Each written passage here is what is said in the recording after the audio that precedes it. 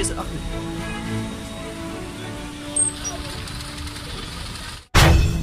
यहाँ पर ये तो एक नेशनल हाईवे है जो यहाँ से गांदरबल से या लेह और सोनमर्ग को जोड़ता है।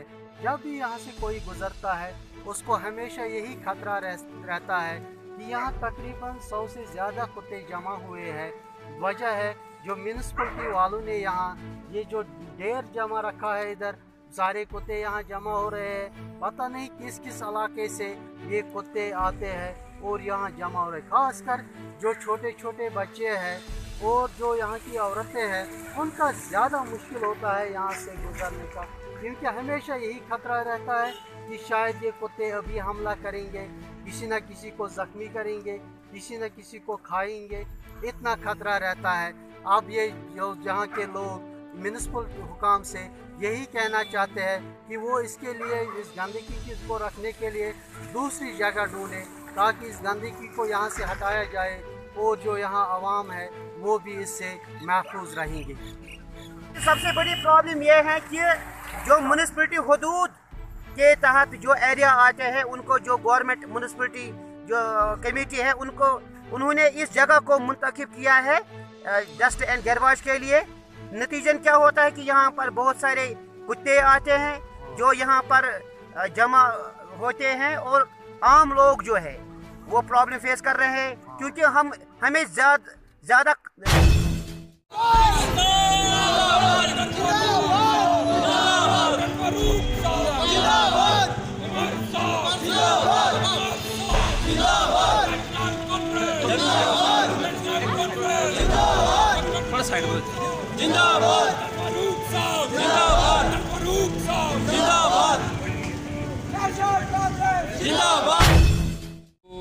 श्रीमन्मंगलमूर्ते श्री गणाधिपतये नमो नमः।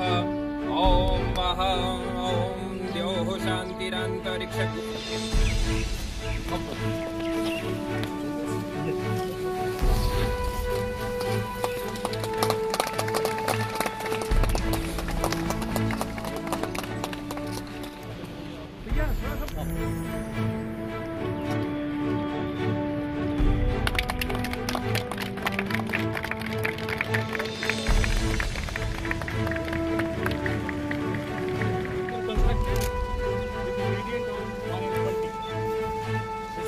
have 4x4 wide underpass. This underpass has been designed.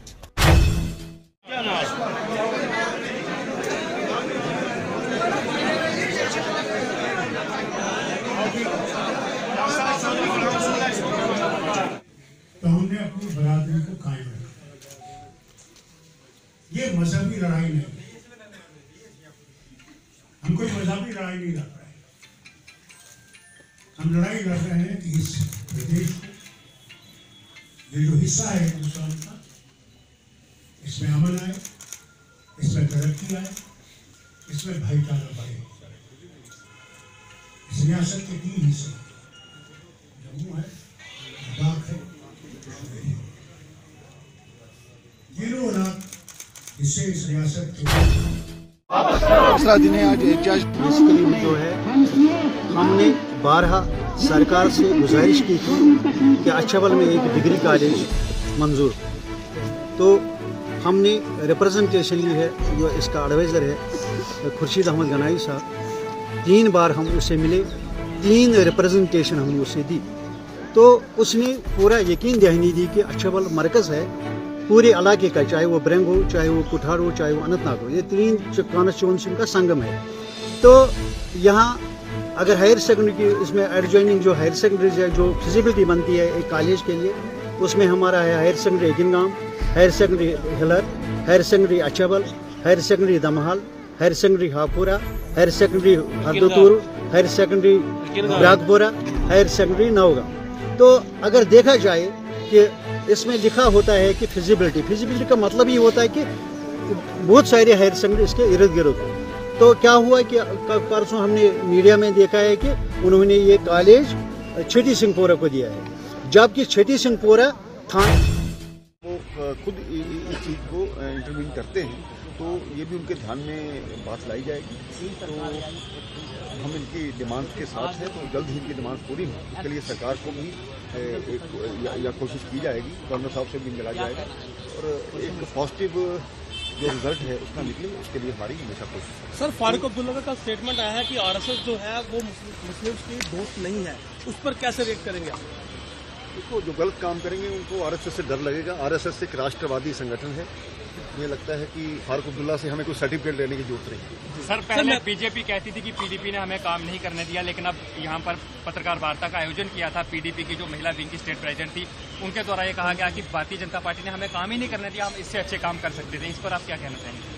तो भारतीय जनता पार्टी ने जो काम किए हम उसको कागज पर उतार कर आपको दे सकते हैं। भारतीय जनता पार्टी ने डेवलपमेंट के मुद्दे को लेकर के बहुत बड़ा काम किया है। हालांकि चाहिए था कि हमें 6 साल मिलते, नहीं मिल पाए। उसका कारण था कि मजबूर सरकार हम नहीं चलाना चाहते थे, हमने अपनी मर्जी से समर्थन वापस किया है। तो मुझे लगता है कि अगला मौका जल्द आना वाला है कि भारतीय जनता पार्टी अपने लेवल पर पुनः सरकार। सर, महबूबा मुफ्ती का स्टेटमेंट आया है कि जो कश्मीर के आतंकी हैं वो सन ऑफ सॉइल हैं और अगर कश्मीर में शांति चाहिए तो उनसे बात करना जरूरी है। आपकी पोजीशन पार्टनर रही हैं, वो किस तरह देखते हैं उनके इस बयान को और क्या रिएक्ट करेंगे? इसी सोच ने कश्मीर की तबाही की है। मुझे लगता है कि अगर शायद नेहरू और शेख अब्दुल्ला की दोस्ती ना हुई होती, उसके बाद उस चीज को आगे ना बढ़ाया होता तो कश्मीर की आज ये हालत नहीं होती। इन पॉलिटिशियंस के कारण कश्मीर की हालत की गई है। धारा 300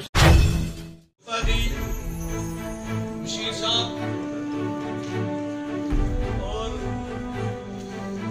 कश्मीरा सिंह जी, माली साहब, मेरे खान साहब दोस्त डॉक्टर फारूक अब्दुल्ला की तरफ से, जनाबे अली मोहम्मद सागर साहब की तरफ से, दविंदर राणा साहब की तरफ से, सबको इस फैमिली में वेलकम करता हूँ। और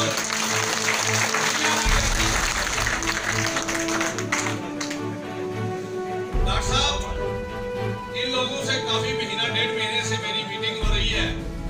ये शेड्यूल कास्ट और शेड्यूल ट्राइब और चंद हमारे सरदार भाई जो हैं, ये कोई बीजेपी में था, कोई कांग्रेस में था। ये बरजाला है हमारी कॉन्स्टिट्यूंसी का राष्ट्र।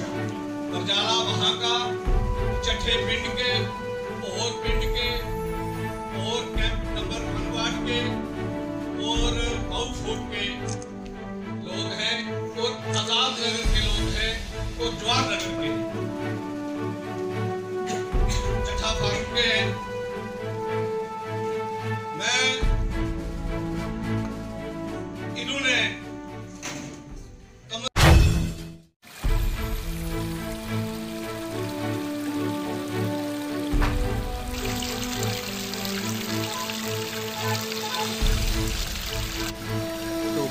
बताएंगे सर जो यहाँ की problem.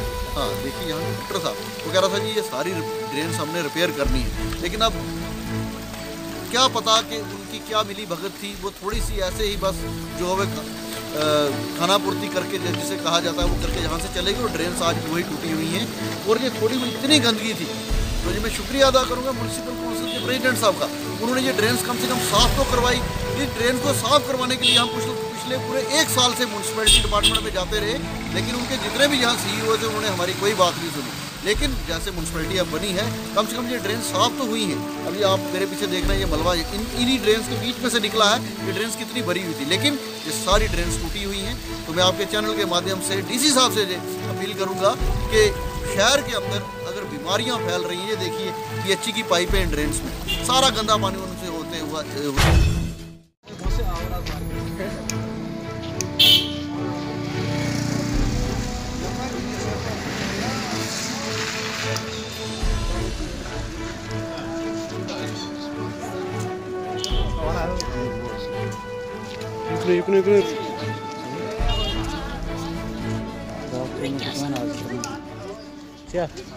Subscribe our channel and please hit the bell icon so you never miss an update.